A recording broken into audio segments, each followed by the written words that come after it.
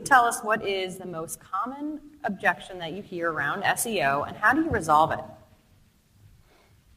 Well, we've all heard it. The most common objection is the person that's doing it with somebody else, or the famous "I've got a guy."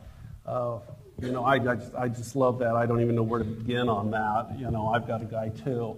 Or the middle-aged couple that tells me, yeah, my son Johnny, they're going to college, and they handle all that techie stuff. They do all my website and all of that, whatever it is you just said. And, unless college changed from when I went to it, I think Johnny's got other priorities than covering their website needs. Johnny probably likes FlowTab. Yeah. The point being is, I don't think that that's an objection. I think that's a show me. Explain it to me. It's intimidating to me. And I don't know anything about it. And Brett, you'd alluded to this earlier. A lot of people don't have the idea what SEO is. They think if they type in their name and it comes up, that they're doing SEO. So, this is a slow process, but it's got to be one that's done.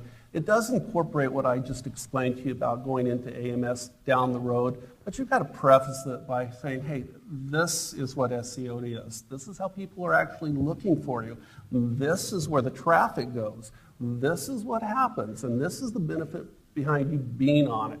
So it's a little bit longer path than most of our more educated, tech-savvy customers.